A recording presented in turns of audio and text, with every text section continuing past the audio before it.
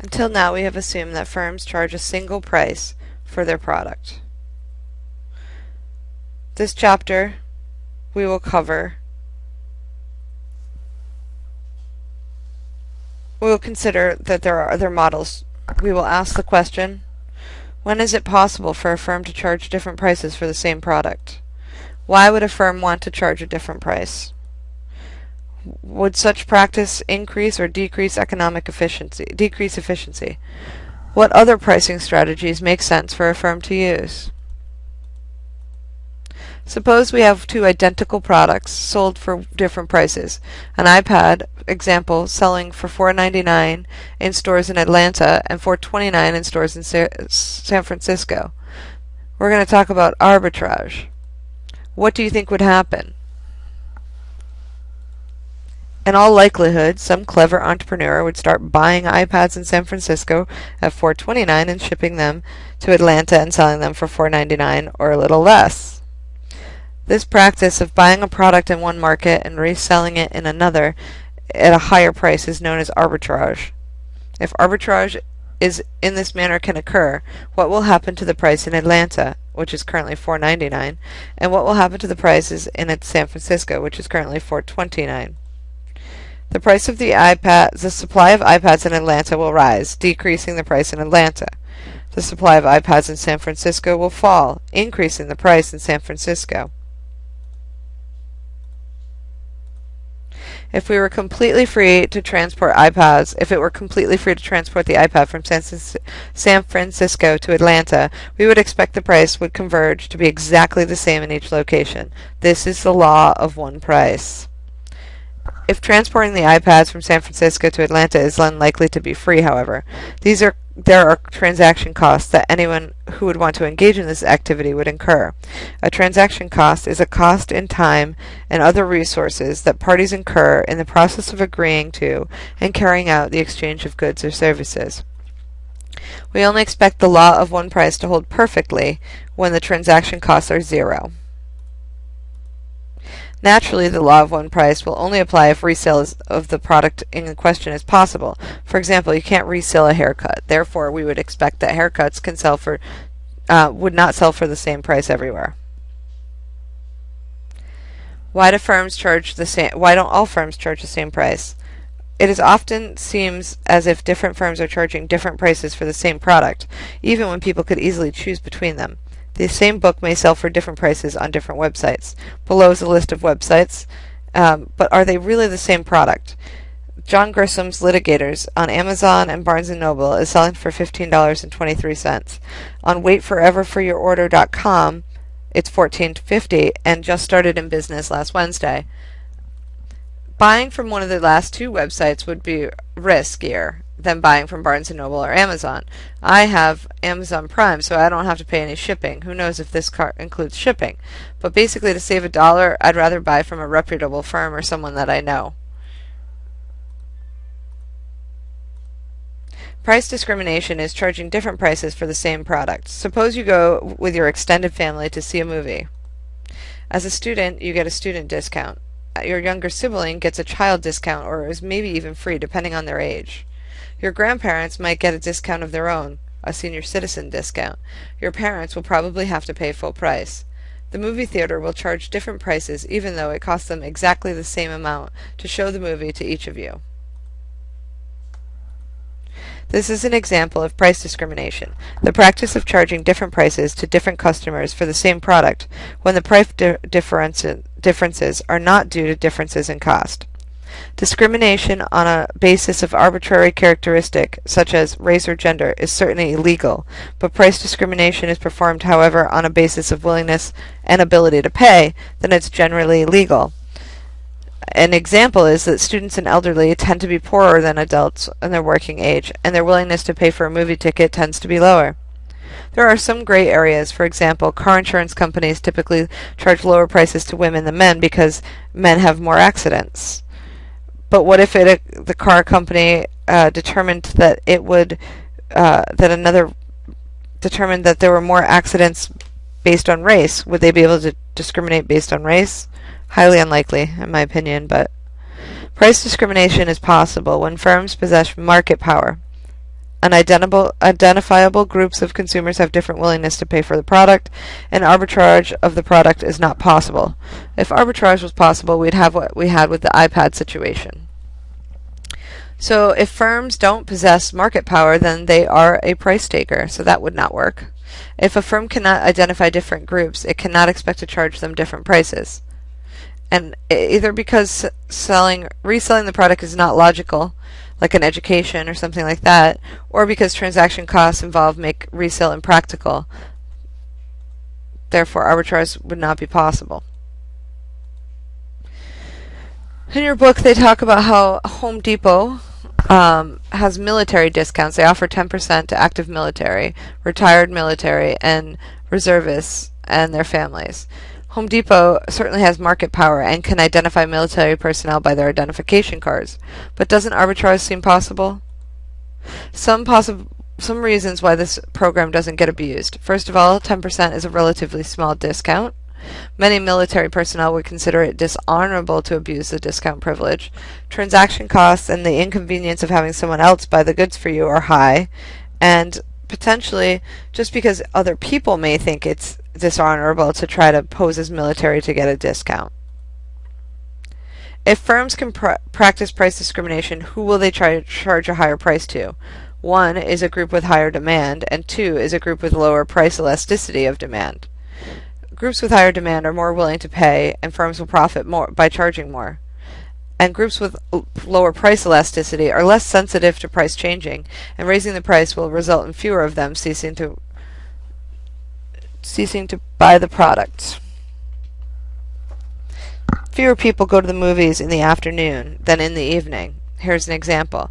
Demand for the evening, demand for the afternoon. In the afternoon, profit maximization would be $7.25 a ticket, or where MC equals MR.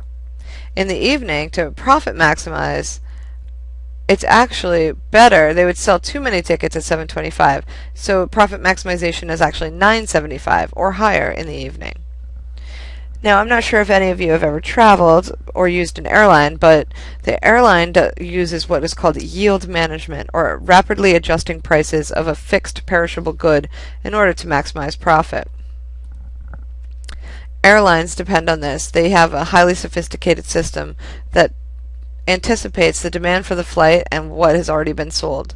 Yield management is a form of price discrimination that relies on gathering and understanding data about your customers and their behavior. Airlines divide their customers into two main categories: business travelers and leisure travelers. Business travelers are less sensitive to price because they have to travel for business, and it's usually short notice. So profit maximization suggests charging them more because they have no other option. But no one would volunteer this information that they were a business traveler if that meant they would pay more. Instead, airlines seek to infer this information from how far in advance are you booking the ticket and how long will you stay. So here's an illustration of price discrimination on one particular flight. The flight sold for on the same day of the flight, a business traveler in first class, $1,248. 77 days in advance was only $229. 14 days in advance was $115. On the same day, someone else in economy class got $108 for the flight. 9 days in advance, they got $504 for 2 tickets. 3 days in advance, they paid $725. So it all depends on whether you're flying last minute or you're booking more than 14 days out. Notice people who bought 14 days out generally paid lower prices, but in some exceptions, suggesting yield management by the airline. Traditional colleges base financial aid decisions only on the incomes of prospective students. In recent years, however, many colleges have started using yield management techniques, first developed for the airlines, to determine the amount of financial aid to offer to students. This means students who seem more sensitive to price are given more generous financial aid packages. How can a college tell who's more sensitive and less sensitive to price? Your intended major? Did you come on campus for an interview? Your home state? Your family income? Whether you applied early decision? Do you think it's fair to practice, for colleges to practice price discrimination and yield management? Interesting. I'd like to hear your thoughts on that. Perfect price discrimination refers to charging every customer a price exactly equal to their willingness to pay for the product. In this case, every consumer would buy the product, but consumer surplus would be zero. The firm would extract all surplus from the marketplace. Perfect price discrimination probably is impossible in practice, but it can still illustrate some surprising results. Price discrimination might increase economic efficiency, actually. So in this, we take a monopolist who cannot perform price discrimination. As usual, they charge the price where marginal cost equals marginal revenue, right here. So marginal cost equals marginal revenue, this dot. They have a consumer surplus in here, they have profit, and then they have dead weight loss. Now let's allow monopolists to perfectly price discriminate. If that were the case, they would use all of this. It would all be profit. This allows the monopolist to sell it sells to every consumer at a willingness to pay greater than marginal costs. The monopolist will sell efficient quantity. The results of price discrimination. We know that price discrimination increases profit for firms or they wouldn't do it. But it also decreases consumer surplus. Overall, we can say price discrimination increases economic efficiency. Unfortunately, not always. The result of price discrimination on overall welfare is ambiguous. A less obvious way by firms to price discriminate is called across time. So, for example, book publishers sell a hardcover version and some months later release a cheaper paperback version. The reason for price difference is not the difference in cost. The difference is actually trivial. The publisher wants to determine who is a huge fan and can't wait to read the book, hence willing to pay. In 1936, Congress passed the Robinson-Patman Act, an antitrust act that outlawed price discrimination that reduced competition and contained language that could be interpreted as making illegal all price discrimination. In the 1960s, the FTC tested the scope of this law by suing Bowdoin Inc. for selling evaporated milk under its own brand and under a store brand for two different prices. The courts ruled that such price discrimination increased rather than decreased competition and has generally followed this pattern in subsequent years.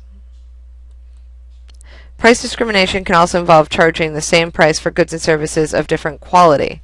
Netflix subscribers who rent more movies are assumed to have a lower price elasticity of demand for movies. So Netflix is less dangerous in losing them as a customer. This is when Netflix was like sending DVDs. I know some people still get DVDs. I do not. But consequently, Netflix treats its lower volume subscribers, giving them newer releases sooner because it's less likely to lose somebody that buys lots of videos than one video. Improved quality makes those low-volume subscribers less likely to leave Netflix, increasing profits above what they would be if every customer received the same service at the same price. Other pricing strategies. It's called odd pricing, and this is because it's psychologically consumers react to this, and pricing it at $4.95 instead of $5 or $1.99 instead of $200. The strongest reason for this is the continuation of odd pricing is the apparent psychological effect it has on consumers. Researchers have tested this by estimating demand curves for items statistically, then surveying people to find out how much they would buy if the price were, say, 99 cents instead of $1. The price difference should result in very small increases in quantity, but actual increases for quantity demanded is much larger than expected. Then we have cost-plus pricing. Cost-plus pricing, many firms use this. They price an item equal to some fixed percentage above average total cost. In theory, this approach is incorrect. Profit maximization requires marginal cost to equal marginal benefit. In practice, cost-plus pricing is useful in two situations: when marginal and average costs are roughly equal, and when a firm has a difficulty estimating demand curve.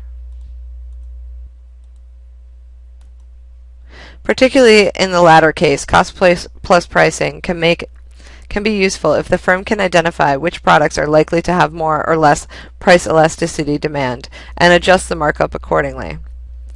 In the publishing industry, it is hard to assign specific costs to books, labor, etc., so a common approach is to multiply the physical cost of production by 7 or 8 to arrive at the final book price. The cost on the right are the cost for books to sell 5,000 copies. Average cost per book is $4.50. 7 times that is $31.50. The book would likely sell for around this price. The publisher would receive 60% of this, and the amount above the average cost would be used to pay salaries, marketing, royalties, warehouse, and profit. A third strategy is two-part tariffs. A two-part tariff is making a consumer pay one price, or a tariff, for the right to buy as much as the other good as they want at a second price. Membership at Sam's Club or BJ's or your local tennis club or your video store usually has this. You pay a membership and then you pay another fee. Also, your cell phone bill. You pay a monthly fee, but then if you use over a certain amount, there's another fee for that. Why do companies use such a strategy? We will investigate this by considering Disney World's pricing strategy for rides. Suppose Disney World had just one ride, with its demand as shown below. The marginal cost of the ride is very small, $2. Also suppose Disney can tell everybody's willingness to pay for the ride by selling tickets at different prices. Perfect price discrimination. Disney can extract all the surplus from each rider. If Disney only charges the monopoly price, it sells 20,000 rides right here, making profit B. It also makes profit from selling admission tickets in Area A and deadweight losses Area C.